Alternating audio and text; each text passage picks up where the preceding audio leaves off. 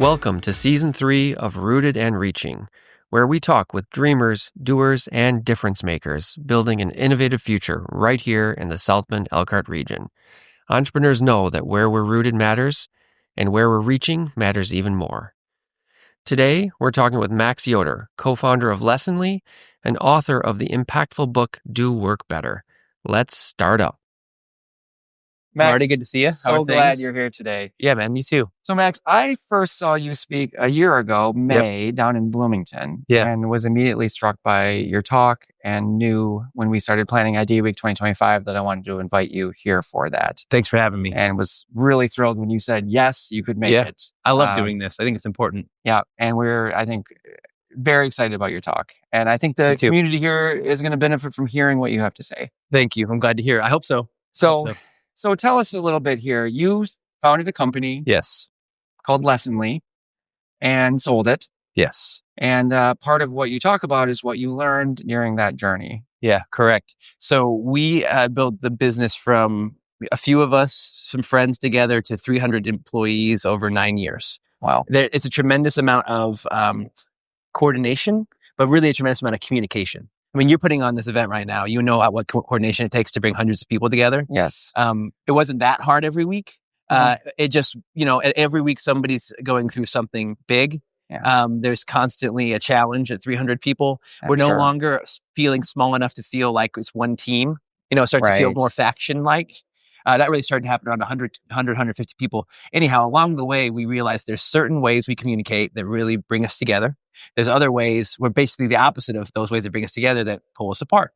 And it got really important at around 100 people to begin documenting those more clearly.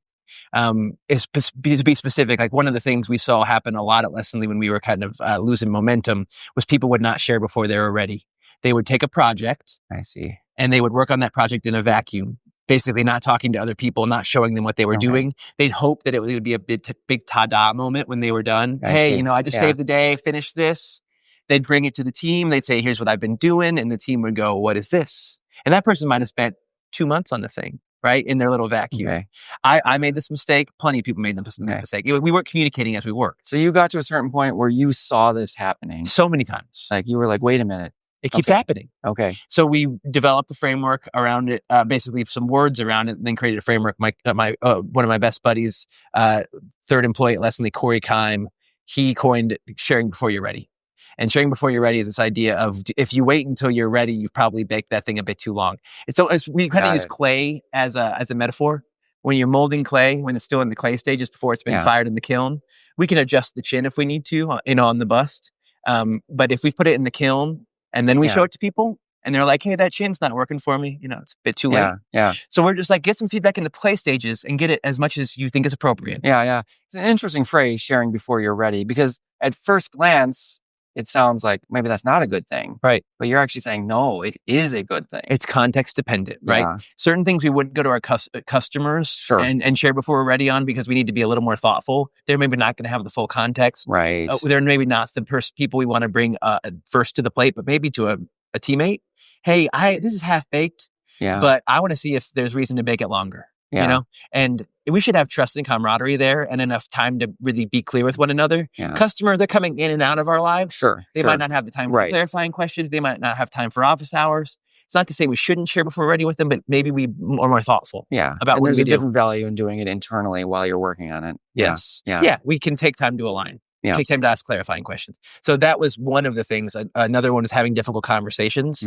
Growing up, I didn't have a framework for that. It was like argument or it was avoidance. Okay. And it turns out there are many frameworks. Yeah. Tell me what you think. Well, I'm just thinking that's probably the experience a lot of us have seen. Argument or avoidance, right? Yes. It's so easy to fall into one of those two camps. Right. It's two ends of the spectrum. Yeah. Right? It is, I'm going to be aggressive about this. Yeah. Or I'm going to be the opposite of aggressive, right? A passive and avoidant. Yeah. There's a middle ground. There's a divine middle. It's communication. And communication is really difficult if you don't have a lot of, models for it. So since our parents probably did one or the other, we might have picked the opposite of what they did or did what they did, right? Sure. My ex was avoidant, I'll be aggressive, or my ex was avoidant, I'll be avoidant too. Yeah. But there's this middle path, and the middle path we ended up choosing was called nonviolent communication. Oh, yeah. And Marshall Rosenberg, sounds like you've heard of this, amazing person who developed a framework for how we communicate without judgment and evaluation getting in the way. So a lot of our communication is that was good, that was bad, that was right, that was wrong, that was stupid, that was dumb. Those are judgments. Those are evaluative, right? I'm evaluating it. Right. I'm not saying what it is. I'm not saying that's a ball. I'm saying it's a good ball. Right? I'm not saying that's a seat. I'm saying it's a comfy seat. Got it. Right? I'm putting my evaluation on top of it. Yeah. And when we communicate without evaluations, it's easier to hear one another. So let's say you and I were having a challenge and maybe I show up to something 15 minutes late. Thank goodness it did not happen today, but let's say I am grateful that you're here on time. You might say, hey, Max, we talked about you getting here at 11:30. It's 11:45. These are facts, right? This is the chair stuff, not a pretty chair, not a cool chair. Just these are the facts, 11:30, 11:45. I'm nervous or I'm frustrated, might be the next thing you say. These are feelings. Completely fair for you to have an emotional reaction, whether it's pleasant or unpleasant, to a thing that happened. What you're not saying in either of these is, Max, you jerk, or Max, thanks for being not thoughtful, right? Yeah. You're saying this happened. I felt frustrated. I value consistency, right? We talked about a time. You value that time. Right. I didn't bring consistency here, so that's causing leading to frustration, right? Yeah. And I can hear you when you speak that way. Right. Sure. The request might be, hey, I wish you would have called me ahead of time. If we ever do this again, let me know, next time. Or, just, it really matters to be on time to this sort of thing. Can you please be more, potentially, come earlier next time? Sure. If you can. Sure. Making a request at the end. Right. Until you get to your request, you're really keeping it entirely out of the realm of evaluation or opinion. Okay, so the request is when there's a little bit of that. It's your particular request that I don't have to meet or not. Sure. Ideally, you say things like, next time could you give me a call in advance? And I say that makes a lot of sense to me. I'm in. Yeah. Before that, it's the observation, what happened, the feeling, and the need. And I'm not trying to be to go into this too deeply. I just think it's tremendously important. Yeah. Because we have difficult conversation possibilities every day. Yeah. I learned in school a lot things about physics and geometry and many cool topics that I do not need to use every day. You're an architect. You're probably using a lot of those. Point. Yeah. But I'm having a difficult conversation very regularly if I'm alive and out in the world. Right. And I would have liked more schooling on it. Do you think this is something we should be addressing at the school level? Absolutely. Absolutely. There is a basic fundamental ability to communicate without judging that we lack as a culture. Yeah. We teach one another to judge as opposed to speaking about what's happening and how we feel about it, which is much more vulnerable. Yeah. If I say I'm frustrated, I'm being vulnerable there instead of that's dumb, which that doesn't require vulnerability. So when you were at Lessonly and you saw this happening in a team, how did you get to this idea, the nonviolent communication technique? Did you read something about it? Did someone introduce the concept to you and you're like, this is what we need? Yes, that's exactly what happened. Okay. So we were looking for I was looking for a framework because I was encouraging difficult conversations, but having a tough time teaching it, which meant I didn't really understand how to do it as well as I hoped. Makes sense. I didn't know how to teach it. Yeah, but you felt I knew in my situations I could work my way through it and try to be patient, but I needed help. I wasn't going to be able to learn how to teach it in the amount of time, Got it. And it turns out people already learned how to teach it, right? And so I asked those folks, what's your methods that you've found most helpful? What books have you found most helpful? Mm-hmm. And I got 4 or 5 books on my desk. Okay. One of them was Nonviolent Communication. It was the only one that resonated with me in just a deeply, a spiritual level. It felt to me oh, this is what I've been looking for. Wow. This feels... It doesn't require a lot of, what's the word for intellectual understanding to be have it resonate with my soul. Sure. Sure. So you read this and you were like, yep. Yeah, this is beautiful. This is what we need. This is beautiful. Trying it, I see it work. And I don't mean work as if it's not a Jedi mind trick. I don't bring nonviolent communication, then you go, oh, I will do whatever you say. But I've heard, right? And I can be proud of how I showed up instead of argumentative, which I'm more aggressive than I'm avoidant. Yeah. I'd be more likely to get into an argument.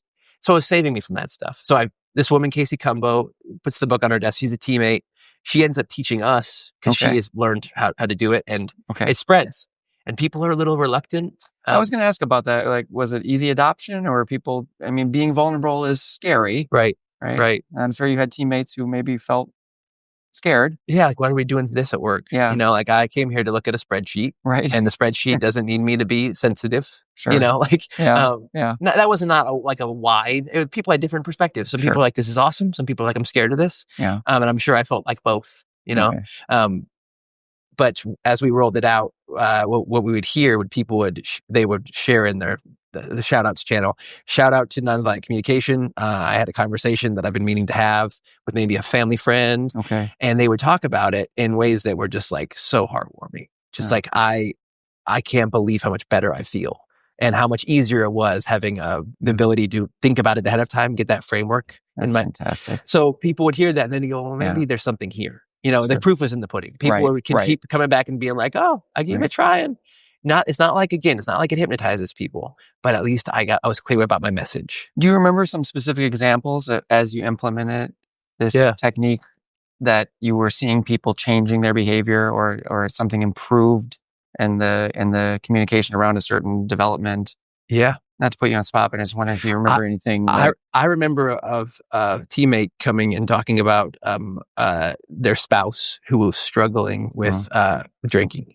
Oh boy. And using some language from nonviolent communication to be clearer with that person, because I know in my situations where I've struggled personally or somebody else has struggled with something, it can be easy to get scared and try to intimidate that person into changing. Like, stop it, basically shame, guilt, or shaming. Right.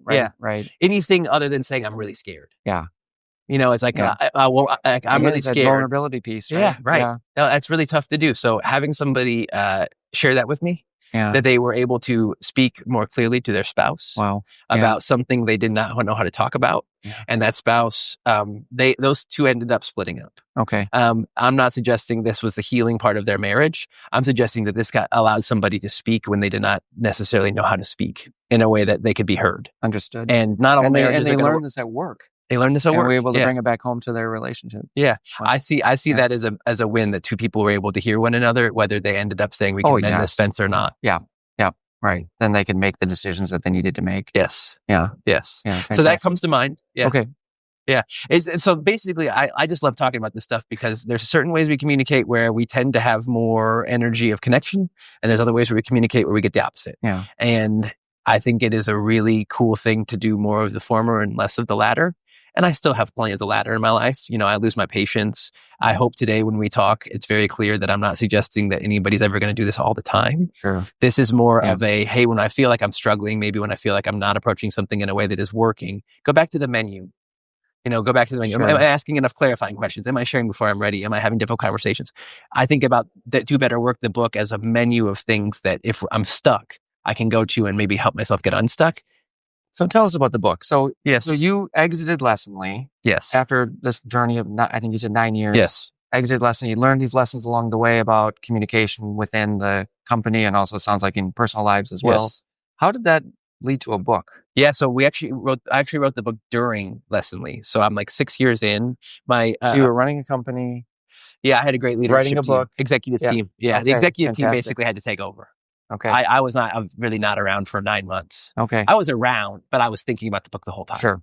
I was very nervous about writing a book. My our chief marketing officer, Kyle Lacey, a good friend of mine, really encouraged it. I was writing to the team in these notes, in these emails, and he was like, hey, I think more people could benefit from this. And we were reaching the scale where it became really clear that we were going to need to have some sort of thing we could all go, this is what it looks like to be the teammate we want to be. Something that kind of links us together. Right. We used to be able to do that by just being in the same room together. And after a while, it can't be that 300 people. Right. So, and at this point, we're probably 100, 150. It really grew quickly anyhow. So 6 years in, I start writing the book. By year 7, it's published. It becomes something that the team can really latch on to. And it's 6 years later and I'm still talking about it. It's still selling. And I think that's because it's not like, I'm not saying that because I put anything in it that was new. Nothing in this book was my original idea. This is not some brainchild of me. this is stuff that we've had in our culture for a long time. Yeah. We just don't do it to the rate at which we, I think we'd be healthier if we did. Yeah. It's not new. Consolidate though and apply it to your own personal experience. Yeah. I think my gift was to relate it. To bring it together. Tell me about that. Yeah. It was really just a lot of trial and error. In terms of writing the book and getting to things that I thought should go in and not go in, it was a lot of, I shed a lot of tears. There would be times when I'd be writing a chapter on a Saturday and I'd be scared that somebody was going to think this was dumb. So of course, plenty of folks I'm sure did, but I was in this headspace of, this isn't going to be good enough. It's not going to do what I want it to do. Or, this chapter, I'm stuck. Just crying through that was really important to me. I always wanted to write a book. I never actually thought I would. And when I finally had the chance, I was very scared. Was this like an imposter syndrome kind of thing going on here? I mean, you're running a company and now you're an author. Totally. Was there tension? Totally. Yeah. And that's why I think what really made the book work was writing about things I actually knew, not the things that I thought I should know. Ultimately the chapters that didn't get written were ones that I didn't know how to write. I did not know the material. And the ones that got written were ones I understood. There's no other way for me to write. Like there was no ChatGPT at the time to fill in the blanks. I worry about that with AI. Like I got stuck and therefore I couldn't. And you think you would have if you had almost certainly an AI tool? Almost certainly. Yeah. I can't imagine being stuck on something and knowing that something could fill in the gaps and not wanting to see what it did. To give it a try. Right. Yeah. But I used to be stuck, and if I was stuck, I would just have to put it aside. Yeah. And I think the benefit to being stuck and letting oneself be stuck is that just might not be something I know or understand.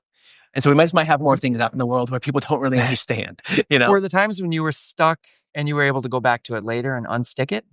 Oh yeah, some things. Sometimes I was stuck because I wasn't at the root. And there's a chapter called Getting More Agreements. Okay. Before that chapter became Getting More Agreements, Get More Agreements, it was owning the request. It was this approach of, hey, if you have a request, own it. Because you can't just say one time, hey, I want this thing, and then be pissed that you didn't get it. I saw a lot of cultural challenges because people would say, well, I said it one time, under my breath 2 months ago. Right. Which is not super, why didn't it happen? I didn't have, or maybe they didn't say it in the breath. Maybe they said it directly, but it's like, how many things in your life change after a single conversation? Yeah, very few. Very few. So the idea was own the request. I couldn't get that written. Ended up realizing, I wasn't at the root of really what needs to happen here. Getting agreements is what needs to happen. It's not a one-sided thing. We need to be, and that's when it started to work. That's right. Great. But I hit my head, and stopped hitting my head when I figured out I was working on a branch, maybe not a root of the tree. I'm seeing now that it's almost time to go do the talk. It is almost time to go to talk. So I just want to tell you I enjoyed this. Thank you for joining us for this little podcast. And we're really excited to hear you up on stage to flesh out and expand on, I think, the things we started talking about here. Thanks for having me. All right, Max. Thank you. Appreciate it.